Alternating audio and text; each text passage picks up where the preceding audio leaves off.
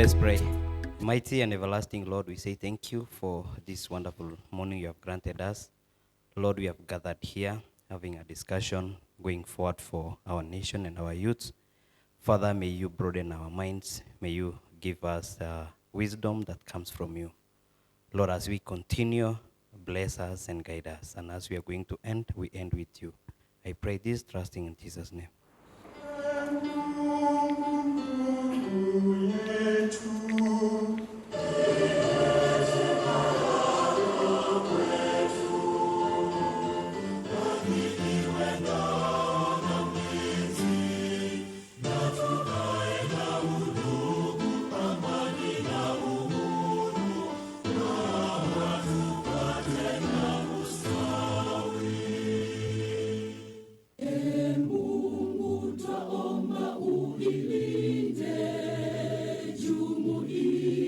Afrika Mashariki, tuwezeshe kuishi kwa amani, tutimize na malengo yetu. Jumuiya yetu sote tuilinde, tuajibike, tuimarike, umoja wetu ni nguzo yetu.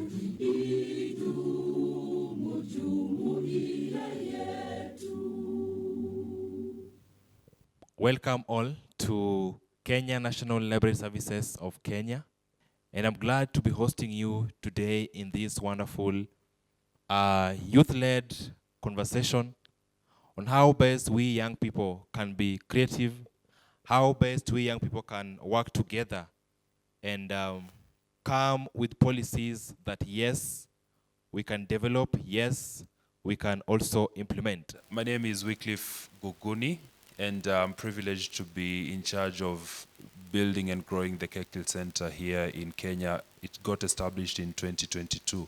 So my role here is to give opening remarks, just to give a background about KECTIL, and also to share to you the vision as to why we are doing this, why this is very important to us.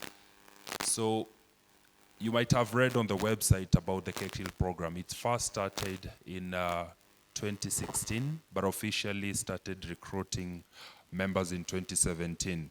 So the KECTIL program was started by a lady called Sherry Knowles. She's an intellectual property lawyer by profession, and she runs a law firm in Atlanta.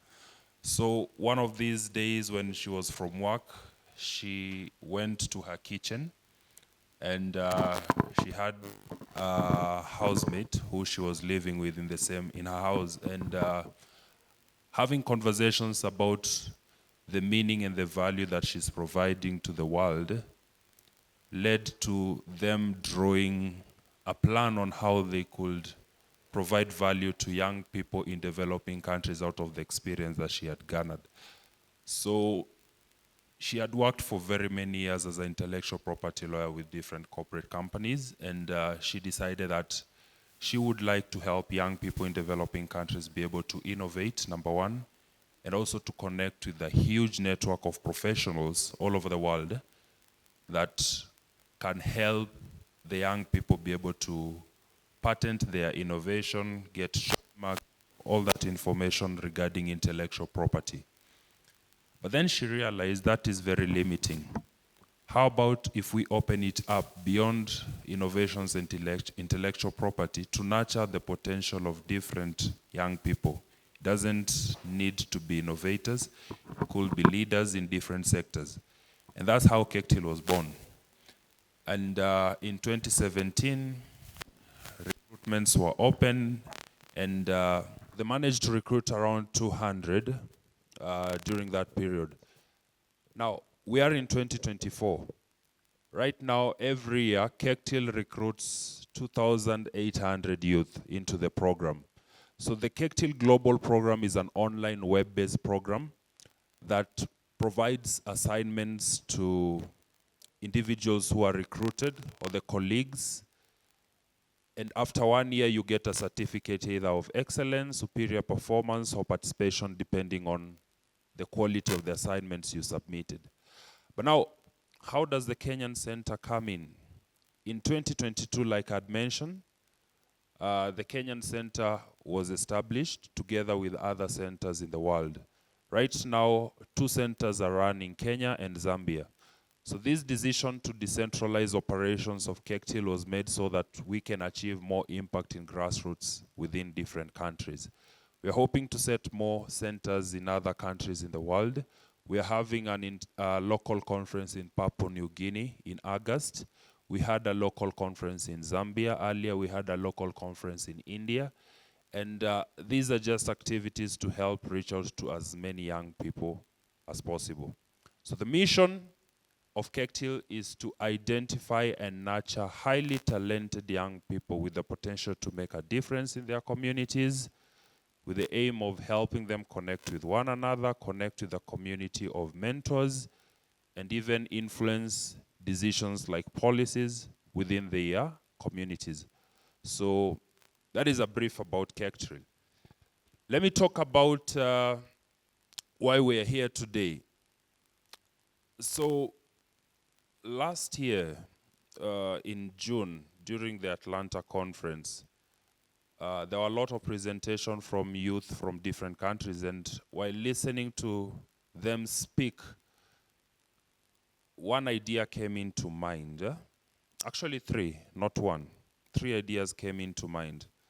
And the reason these ideas, I'm going to talk about them, is because in all the presentations that are being made by youth from different countries, from South Africa, Nigeria, Ghana, Kazakhstan, different parts of the world, mostly developing countries, couple of issues were standing out as problems or challenges that many young people are facing in these countries. One of them was unemployment. Most of young people who have recently finished school, they're struggling to find a job, and if they get a job, perhaps does not fit within their qualifications. Number 2, I realized that young people want places where they can express themselves, where they can be heard, and where their ideas can be taken seriously. And young people have got very, very clever ideas. So that was another challenge that was cutting across, that young people in these countries have ideas that they want to pass across, but these ideas are not being taken seriously, or some do not have those platforms even to express themselves and share these ideas out. And then number 3 is that there is a huge disconnect between the value that young people are deriving from networking with people who have gone ahead of them. So cutting across all the presentation was that young people have got opportunities to meet, say, professionals who have experience than them, but then the value that they get out of it, they might go get a business card, or they might go meet them, have conversations, and the value that is derived out of that normally is not measured, or nobody can account for it. And so I thought, what can be done about these 3? So today we are gathered here for one of the reasons, which is unemployment, the problem of unemployment. The other 2, we are not going to discuss them today. So the KECTIL program in Kenya has got 3 sectoral programs. There's one that is aiming at engaging young people in developing policies or contributing ideas on how to develop better policies to create employment opportunities. Second program is focused on entrepreneurship and innovation. And this one is to help young people be able to connect with entrepreneurs and innovators so that they could build collaboration and even be part of their supply chain and derive value from such kind of networking events. And then the third one is focused on still innovation, but then on training, which we have done in 2002, 2003, which is design thinking training for innovation, aiming at helping young people be able to develop solutions which will solve some of the pertinent problems that their communities are facing. Now, When we talked about the first one, the reason why we are here, unemployment, why is it so important for us to address this problem of unemployment? Every person wants to live a good life, right? You want to have a decent income. You want to ensure that you're living in a very good place. You have access to healthcare. You have access to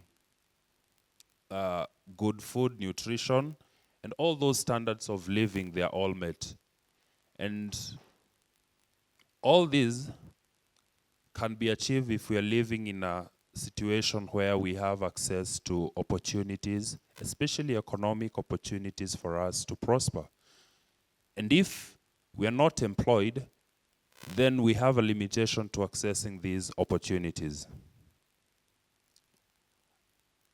As I was thinking about what I'm going to speak about to convince you of the importance of this conversation today and even beyond this event, I was asking myself the question of why are some countries poor and why are some countries rich?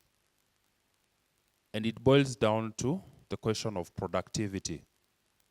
The wealthy countries are more productive than the poor countries, right? Is that so? And if you boil down to that question of why difference in productivity, you realize that for a country to produce, you need capital, right? You know the factors of production: capital, land, and labor. So within capital, you need the human capital, you need the physical capital. Important also within these resources of production, you need some form of technologies, right? And then another important, often forgotten part of this is entrepreneurship, which is helping to organize these factors of production to increase productivity. So rich countries are more productive because they have access to better physical capital. They have access to machines and all that. They have human capital, which poor countries have got human capital. Sometimes even we have smarter people in developing countries. So human capital can be seen in different ways. So the brain, how people think, the education system, the levels of innovations that are coming out. Then the technology, which helps to shape this capital, and the entrepreneurship to organize the capital. I'm touching a little bit on the debate topic for today, where the entrepreneurship is the solution to unemployment. So for this to work, there has to be an incentive. So what incentives are there for a country to create more physical capital? What incentives are there for us to develop our human capital? What incentives are there for us to create more opportunities for access to technologies? What incentives are there to generate more entrepreneurs in the country? So those are questions we want to deal with today. And for these incentives to happen, there has to be a glue that offers these incentives to this kind of environment, right? We need to have institutions that are reliable. We need to have an honest government. We need to have a dependable judicial system. The rule of law has to be followed. If you have a problem as an entrepreneur, for example, and you're running your business, you must be able to trust in the judicial system to solve your problem. You need to have, I've talked about an honest government where you do not think that bribe is the way towards solving your problem. You know that the government is an institution that has the best interest for you in heart. You have also to think around stability, issues of peace within the country, and ownership of property. So there are a number of institutions which will provide incentives for these factors of production to be well organized. So I know I've touched a little bit about the debate today on the reason why entrepreneurship is or entrepreneurship is not. But these are just pointers for you to think about.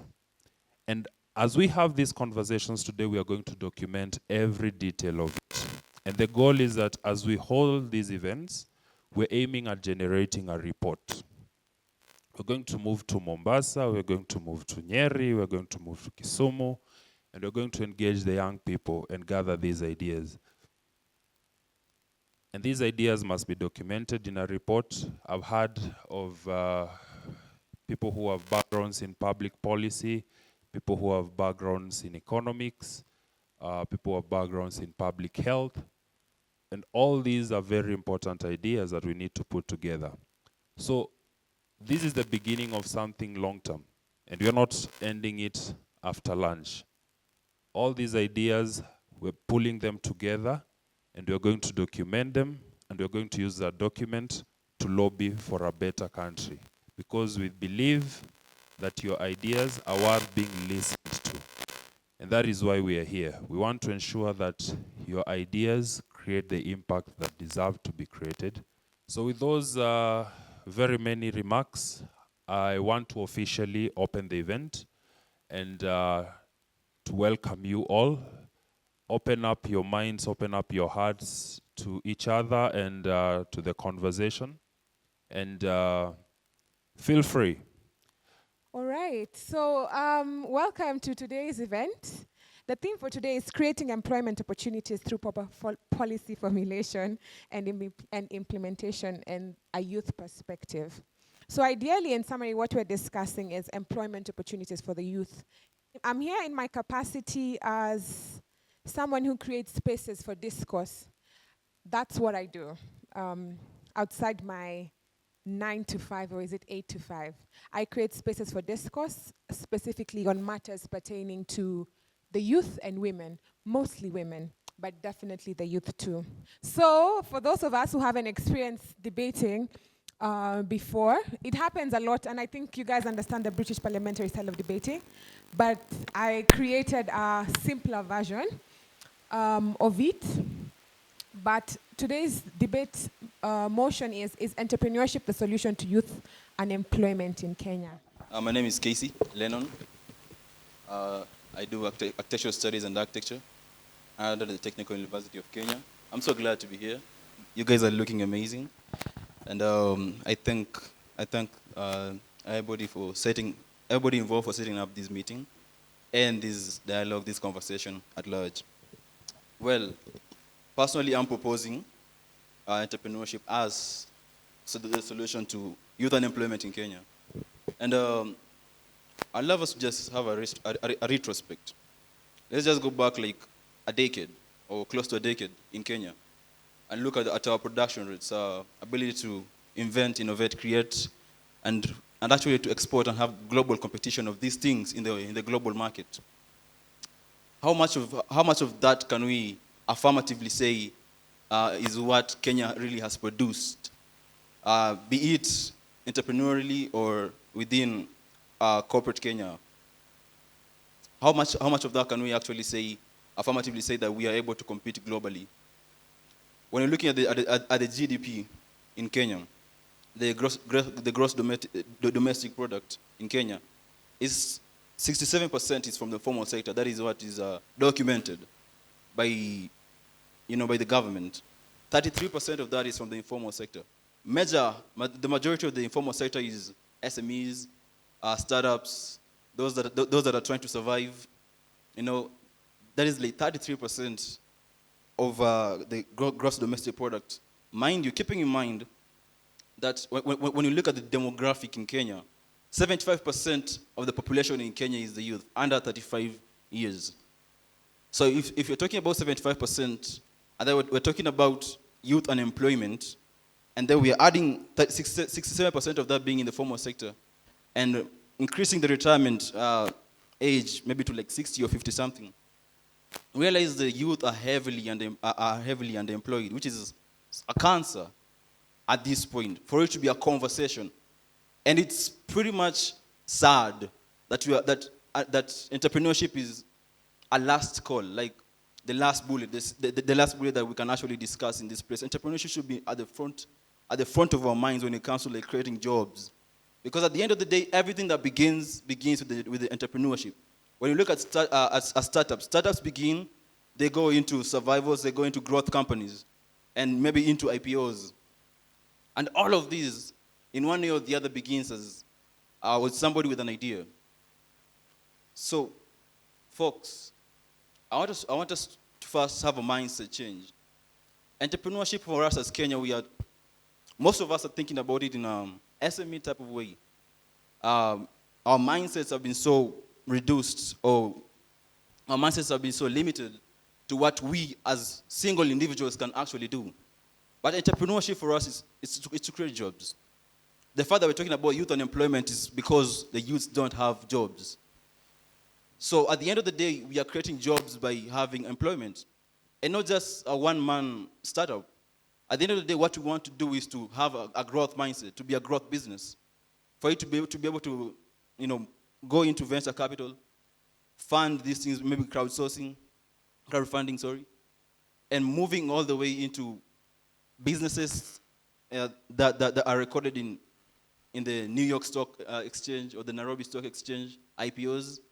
All of these have to begin somewhere, and the grassroots of it all is entrepreneurship. Somebody with an idea, somebody that is bold enough, and all of this comes from mindset change. And so, using that, we have economic growth. When we create jobs, we ultimately, our gross domestic product increases. And economic growth allows us to have global competitiveness. And the competition globally allows us to have empowerment in skills. We grow from that. Our skills are able to be recognized abroad, and therefore there's a lot more leeway when it comes to collaboration. And then there is innovation. How we respond to technological advances, how we have economic resilience. All of this comes from innovation. How we are able to cope up with COVID when when some people were being laid off. Entrepreneurship was the go-to. Because everybody needs to eat, somebody needs to eat, somebody needs to feed the family, somebody needs to create a legacy, somebody needs to make a difference in this world. And at the end of the day, innovation helps us to do that. And ladies and gentlemen, that is entrepreneurship. The ability to utilize the resources around us to create resourcefulness. Thank you.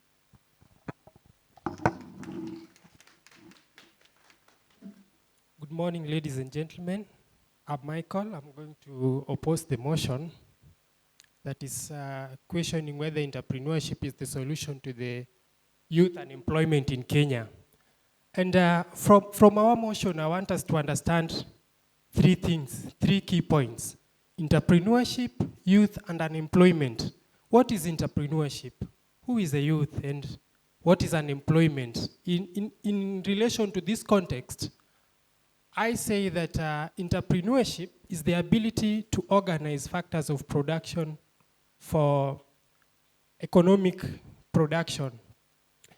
And a youth, according to standardized UN definition defines a youth as a person who is aged between 15 and 24 years, and the age is inclusive in the bracket of 15 to 24. And unemployment is a situation where someone is not engaged in a meaningful productive activity. And I say that entrepreneurship is not a solution to youth unemployment in Kenya. Why am I of this opinion? I am of this opinion because, as we know, Kenya as we are, entrepreneurs are facing a lot of challenges, and the challenges that we are facing as a nation cannot be solved by being entrepreneurs. Entrepreneurship is pegged on three factors of production. Entrepreneurship is pegged on availability of capital, availability of land, and availability of labor. Labor is pegged on our education policies. Capital is pegged on our economic policies. Land is also pegged on policies that we have. And just to give my points on that, I feel, and I am of opinion that the solution that we need to solve an employment issue in Kenya is not being entrepreneurial. Because entrepreneurs themselves are not even protected by our policies.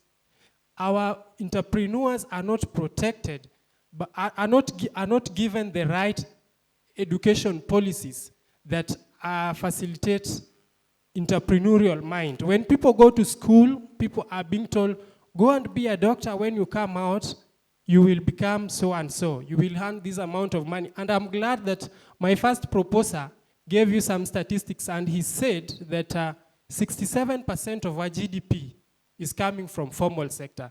And when we say formal sector, we mean white-collar jobs. And 33% that he excluded is that he said comes from the SMEs and informal sector, means the other jobs.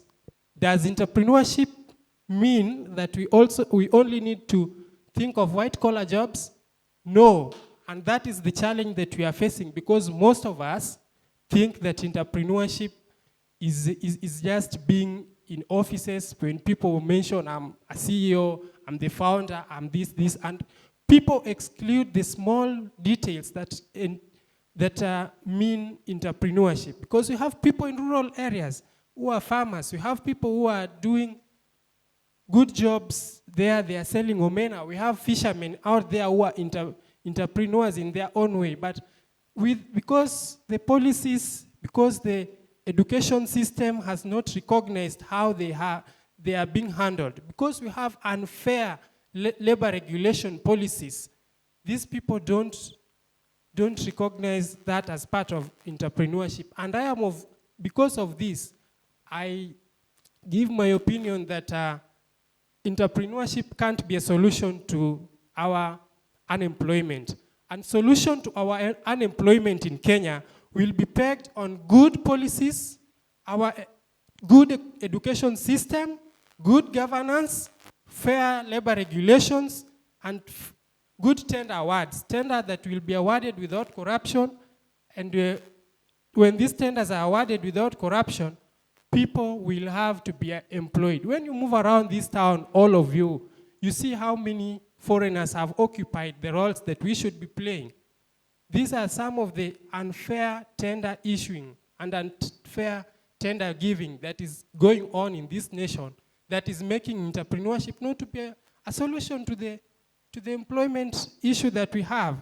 We have resource allocation. We have banks, and our economic system do not give us appropriate interest and affordable means of getting capital.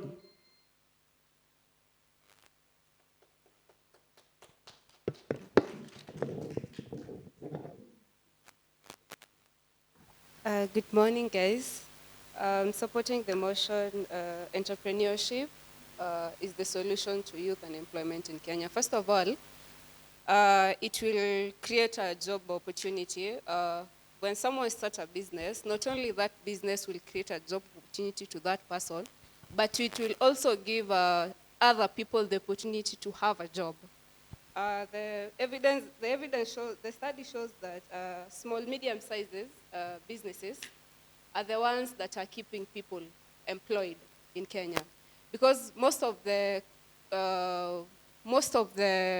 companies in Kenya cannot sustain the number of people who are unemployed in Kenya at the moment, and it will also reduce the dependency of the people to the formal employment. Like, for example, let me give an example of KECTIL. Let me say KECTIL is a company. KECTIL cannot give jobs to all of us because the 90% of the people in the country have their own jobs, like they are entrepreneurs. The 10% only are the people who are being given jobs by the companies. My other friend will continue and give us more examples on entrepreneurship can create a solution. Thank you so much. Good morning, everyone. I would like to base my points on what the opposer said on economic growth. Entrepreneurship drives positive growth in a nation. When we look at the businesses that we have around, they need new innovations. They need new ideas to grow. And if we don't have entrepreneurs within a society or within a country, that means basically there are no new ideas that can come out. A good example is when we look at the developed countries like the United States, the Germany, having enough entrepreneurial skills create the economic growth, simply because when we look at the new ideas that are coming, a good example is the KECTIL. It's coming up with a generation of ideas, bringing different skills from different people together, joining them and making them successful. That one enables a country to grow economically. When we look at our country, Kenya, if we lack enough entrepreneurial skills within us, then that means the economic growth of our country will not go as per what the developed countries are at.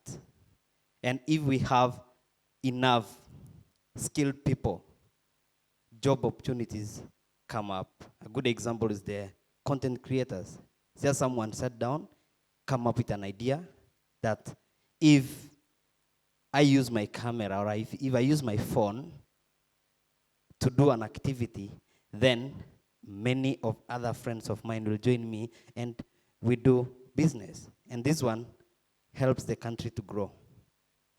The second point that the opposer said, he said that entrepreneurship does not support the youth to get employment. If you look around, we hear so many of us saying that we are founders, we are CEOs. If it were not the great ideas that they have to create, a good example is my own CBO. I started it when I was in Form 3. By the time I completed Form 4, my idea was mature. And in the year 2022, I won an award, FOIA Award, Founder of the Year Award under 30 years. If it were not by the innovation, the idea that I had, the new skills that grew up in me, I could have not made to where we are. And that one has brought a lot of impact to my community. It has brought a lot of economic growth because we have mothers who make beads. They sell those beads to earn living. And once they sell them, then that means the economy of our country is growing because there's the flow of money within the society. Thank you.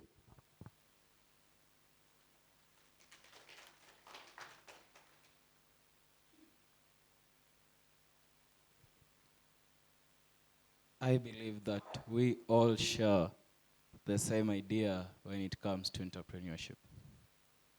What rather we concur at are the factors that lead up to entrepreneurship. If we are to compare the rate at which entrepreneurial activities occur internally in our country and externally, both regionally and internationally, I think we should start from where it all starts, it all begins. Look at Asia. The education system in Asia is to ensure that these kids grow up not depending on employment, but on self-employment. They are nurtured that way. Look at their social structure.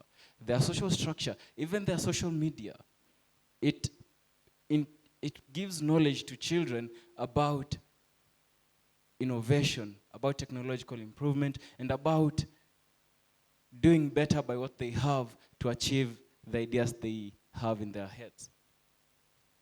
Now, my question is, should we do local comparison? Should we do internal comparison? Should we do external comparison?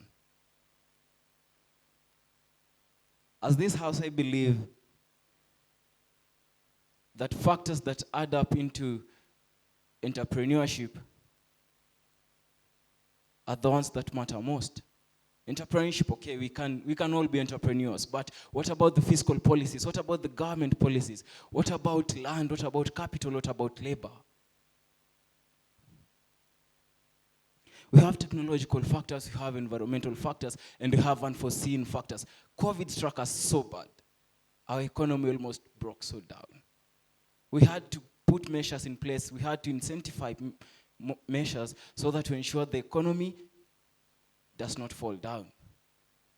By this, we ensured, by the government taking this measure, by creating Kazi Mtaani, the government didn't do that because they wanted to do that. No, they did that because the economy is supposed to run. And if we can't go into our offices, and if the youth can't get employment into these offices, let us give them what they have.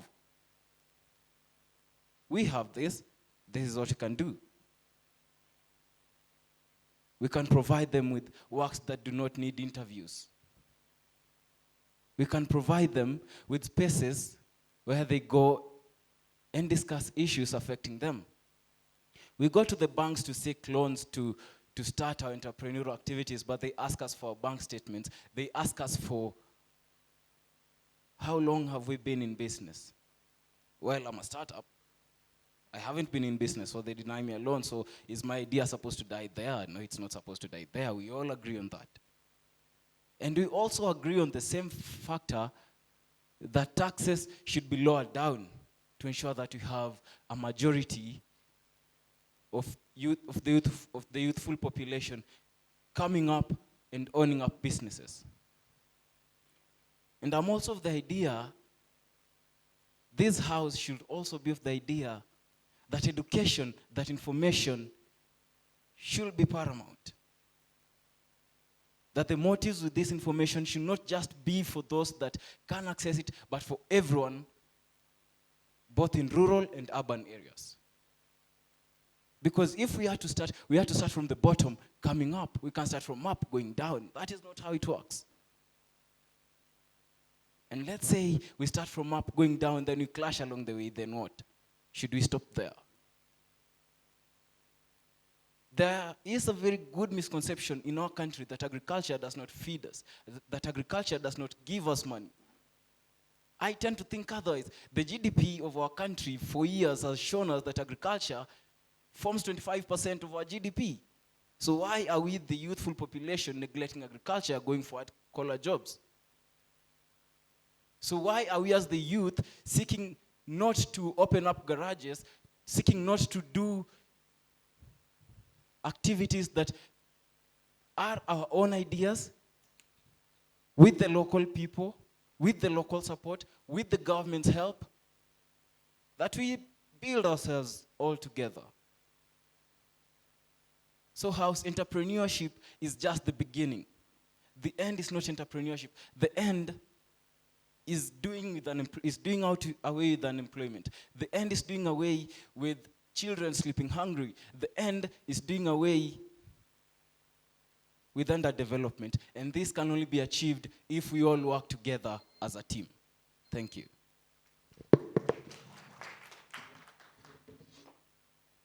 Hello everyone. I'm CPA Brighton from KU, KCA. Yeah, I do both. So the motion is entrepreneurship the solution to youth empowerment, to youth and employment in Kenya? So I strongly oppose this because entrepreneurship is a microfinance, and in terms of GDP, as the opposers have said, we are looking for the microfinance, and there's a big difference. When we are calculating the GDP, we are looking at the consumption, the investment, the government expenditure, and the BOP. When we focus as a country on entrepreneurship, there's a deficit in BOP. That's balance of trade. That's where you find we import more than we're exporting. So entrepreneurship can't help. But when we settle on industries, developing the country through big organizations like industries, we can settle the problem for unemployment. Take for an instance, the proposers have said that during the COVID-19 pandemic, the entrepreneurship helped, but I can argue to that. If not for the government, if you look at the statistics of Kenya, 0.1% of the population is the one that is rich. Those who are earning their value is above 2.2 million. We're looking at the statistics. We're not looking at let me say, entrepreneurship can't help the whole country to unemployment because entrepreneurship is a microfinance and it only helps only those who can be able to find themselves to the entrepreneurship because not everyone can do the entrepreneurship. So I was saying, take for instance the COVID pandemic. Most entrepreneurs had to drop out of their business because they could not sustain. But if not for the government and these other big companies and organizations, the country GDP could have fallen and maybe we could have been in an economic crisis. So the proposal has also talked about being a CEO and all those titles. I can oppose to that also because you cannot be a CEO when you're not funded, like you don't have a ground. So let's say we have industrialization, someone is employed, like for instance in my field, I'm employed as a CPA, then I grow. From that government job, I get to grow with myself to be an entrepreneur. So without the industrialization and the government support, we cannot rescue ourselves from unemployment as the bigger part of the youth because, as I've said, not every youth can do entrepreneurship, and the government is the biggest factor determining this entrepreneurship and everything. So I think we need to invest in companies, real companies. Take for instance, we've also talked about the companies abroad. These people developed by industrialization. Take for instance South Africa. South Africa, they set themselves to invest in companies, and that's where their income is coming from. It's the most developed country in Africa. We can argue that, right? And it's not because of entrepreneurship, it's because of industrialization. Yeah. So for me, I support that. Looking at the statistics in the previous years in Kenya, the foreign exchange market, there was a drop. Why? Because there was government interference with the market. Like take for instance the capital market of as they said, the NSE, the Nairobi Stock Exchange market. Like because it was interfered, like most companies in the NSE, that's a capital market. They're not entrepreneurs, and they're the ones determining the GDP of the country. So for me, I take entrepreneurship as a factor that's increasing per capita income rather than saving the youths from unemployment. Thank you for your time. Ladies and gentlemen, esteemed judges, well, we've all heard the opinions that we have regarding entrepreneurship, and I would love to just challenge a few thoughts by my colleagues here. He defined entrepreneurship. I don't know why we look at entrepreneurship and all we see is suits, and all we see is people who, well, are not corporate employed or having their own, doing their own thing and they're doing well. Entrepreneurship begins, well, as I said, it's a startup. A startup, basically, so long as you're able to deliver your goods and be present, or that business cannot function without you being there, that is a startup. But he talked also about companies. How do companies begin? Well, at the end of the day, for you to have an IPO probably, or just private companies, all of these things begins as startups because a person has an idea and develops that idea, has capital, and then ultimately, after a certain growth index, it's able to be pushed into the public, becomes a company. At the end of the day, that is entrepreneurship, and that is employment. By the as a matter of fact, when you say increasing per capita income, where does this income come from? It comes from people who are working. That working is the job, and that job is employment. So you really can't say one thing and deny the other. For you to have increase in per capita income, the person has to be working. And so that means that working is employment. He talked about mboga and everything. As much as those are SMEs, they're also entrepreneurship. He said they're entrepreneurs in their own way. Well, that is basically proving our points. When we support entrepreneurship as a solution to unemployment in Kenya, we are not naive to say that is the only thing that is able to support the youth out of unemployment. Unemployment is multifaceted. All we are saying is entrepreneurship can be coalesced into every other solution out there, and it's actually one of the best ways to get unemployment out of Kenya, because the mamboga, the boda riders, all of those people, when you bring them, when you go down to the grassroots and actually break down what they're doing, is they're starting up something, they're having initiative to begin something and moving forward with it. And basically, that is what we are talking about. We talked about agriculture. Agriculture, you said, is one of the income bringers in Kenya. And when you combine, well, innovation to agriculture, we will find global competitiveness in that space. As proposers, we are not suggesting that we remain in a state of thought when it comes to entrepreneurship. What we think is very skewed, what we think is very limited when it comes to the potential of entrepreneurship in Kenya.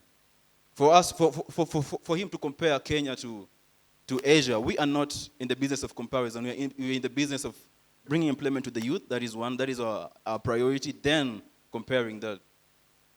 Then having global competitiveness. We just want to create jobs.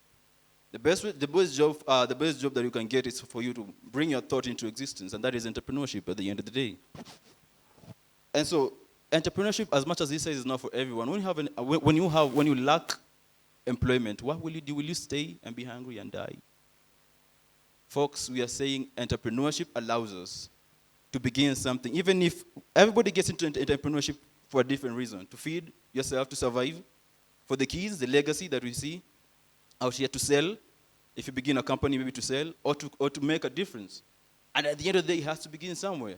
And as in Kenya, all you can think about is to put the food on the table. But we have to try delayed gratification, folks, if we have to grow, if we need to globally compete in this world. For us to actually produce something out there, out of entrepreneurship, out of collaboration with the government. I do not deny that there's some bottlenecks that have been placed when it comes to entrepreneurship. But we cannot say that Rome was built in a... But every brick was laid every single day. As I quote JFK in his speech in Houston, Texas, in Rice University, he said, "We don't do it because it's easy. We do it because it's hard." Thank you.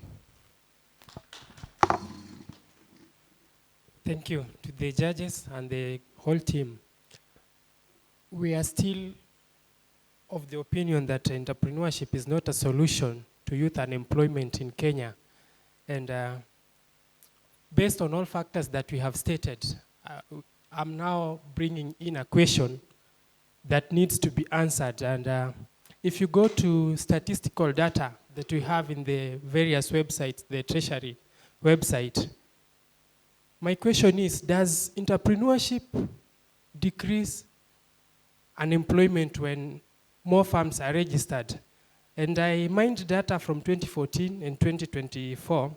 In 2014, we had our unemployment rate amongst the youth was at 27.28%. In 2024, the unemployment rate is at 69.23%. In 2014, the number of firms that were registered according to the Registrar of Companies were 57,676 companies. In 2024, we have 75,964 firms that we have as registered companies. This is showing a disparity, a difference in unemployment rate. There is an increase by 41.95%. In the number of companies registered, there has been a growth of 18,288. This is showing a rate of 4.3%. 4.35% per annum. And it can clearly indicate to you that entrepreneurship is not solving unemployment, independent and dependent on the demographic growth of the youth group. So I oppose to all of us that entrepreneurship is not a solution to employment in Kenya. Employment issue will only be changed according to Jose Manuel, the ILO executive director.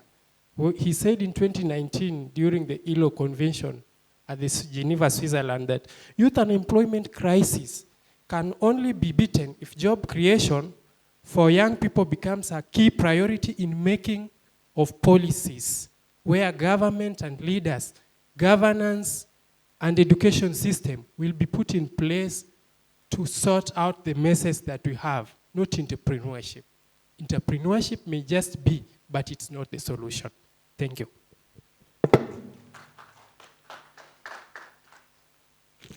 Thank you very much. I have very brief comments that will go, most of them are to both teams. So one of my observation is that the speakers were very confident, all of them. They expressed confidence, though in different levels. The gentleman from the opposition side, who is on my far side, looks a little bit shy. Yeah, but he articulated himself despite that. I want also to say that from both sides, there was a lot of repetition of points. From the proposer side, the point about creation of employment opportunity was mentioned by everyone in the team. And then on this opposition side, there was repetition on policy as well. On all the team members talked about policy. Good side of feedback also is that the opposition side, especially considering they were in I mean, on the tough side, I would say, of the topic, they did a good job trying to figure out ways in which they could counter it. And then opposition time, they spent more time, and proposition, they spent less time. So yeah, those are my feedback. All right, just straight to the point. Number one, everyone is commended for their boldness and also body language, which was commendable. They did well. Number two, both sides also, I'll not lean on either side. There's no consistency when it comes to argument of the point. So everyone was coming from their own perspective, and there was no continuous flow when it comes to airing certain points. The opposition side didn't make a conclusive statement and summary, which I think next time they can improve on that aspect. But generally, you all did well. My comments first, I like one thing that came out clearly. I will seek further clarity from you members right after. There was an ideological difference, very clear. If I'm to put it in economic terms, it's the proposers are Adam Smithsonians, right? The laissez-faire, the ones that advocate for zero or very little government intervention when it comes to economic growth. The opposers are the Keynesians. It came out so strongly. That was interesting to see that ideological divide. I commend you for that. Then there was adequate local context provided, backed with statistics from both sides, so that was also commendable. I also noticed a clear understanding of economic concepts to define the discussion. Then confidence and poise, both sides did well. What I had an issue with is introductions. There are some of you, I was writing a second speaker or a person in the da-da-da t-shirt and whatnot, you know. Not everyone introduced themselves. That's something to rectify. And then also conclusive wrapping up of the points. You have to drive your point home. After you give the supporting logic, you have to close up the conversation and, you know, in a conclusive manner so that we know where you stand. Then finally, there was a little bit of deviating or going on a tangent from the motion, right? Yeah, from the subject matter. Sometimes we would go into our own soliloquies and, you know, start enjoying sharing what we know about the topic, then forget about arguing for the side of the motion in which you are in. So those are points to take note of. I'll share more in person after we wrap up. Thank you. Mine is to thank each team for your contribution and the way you have shown how you understand the topic. But I'd like to point a few things that I noticed. There was no clear on the points you are making. You are stating something different and then you use a different explanation. And then you are jumping from one point to another. So there was a bit of some disconnect on your, and most of you concentrating on one factor, employment, industrialization. That came clear. And we have so many factors like market saturation. I'll list from both sides. We have another one like economic growth from this side. I didn't see anyone talking about it.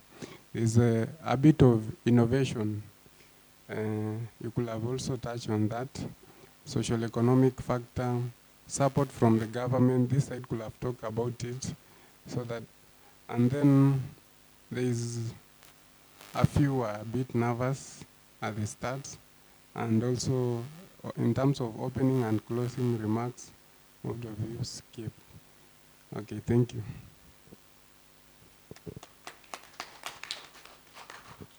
Hi everyone, my name is Kenya. And when you look at the teams, I really want to appreciate everyone for taking part. As we know, it's not very easy to stand in front of people and actually get to communicate. So they did quite well. And I'll also echo what my colleague Isaac just mentioned on the introductions. Honestly, I only have 3 names. The rest, I don't know. I just named second, third. So an introduction is very important. And I also want to commend the use of statistics and facts. That was very, very impressive. And the other thing that I wanted to highlight is contradiction. Because 1 minute we are opposing, the next minute we are joining the proposers. So particularly the opposing team, there was a lot of contradiction. So when I'm looking at how you're presenting your argument, I'm confused where you stand. And the other comments, I get to make them later. Thank you. So having have a sit down with the judges, we got to look, discuss, and come with an aggregate. Remember, each and every judge was taking in and giving out their own marks. And we had a merit which ranged from the way you open in your argument, the way you present your argument, the way you also get to sum up your presentation. We also got to look at the clarity of the points that you're making. How persuasive was it for the judges and the audience, as well as the confidence? With me, I have the judging merits from each and every judge, where we thought it was wise to actually share the individual scores from the judges. So the very first one, when we look at the proposition team, when it comes to content and how you argue, they scored you 40. The opening statement was 20, supporting arguments 5, and the rebuttals or how you counter the argument was 10. And then the closing statement, that is 5. For the delivery, it's 28 in general. And when you look at the opposition, we have 30. That is your content and how you argue. The delivery is 25. And from the other judge, when we look at the proposition team, we have 52.50. And then the opposition is 44.34. From the other judge, the content, argumentation, there is opening statement 10, supporting statement 17, the rebuttal 16, closing statement 8, and the totals zote at 69. While the opposition team, we have a 10 for the opening statement, supporting argument 17, the rebuttals 15, closing statement 8, and the total goes to 74. I'm trying not to gear into the different zote because of time. And we also have the proposition team. We have a total of 42. That is in the content. The delivery is at 20. The opposition content is 59.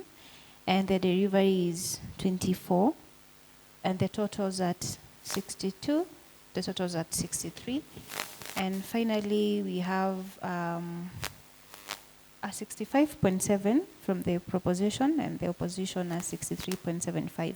So those are just the individual judges. So we met and we did a mean for every judges, also considering their remarks. And so the first runners up, is it first runners up? How many second runners up? It is? First runners up. Yeah, it's the opposing team with a mean of 64.27. And we have the winner as the proposing team with a 67.72.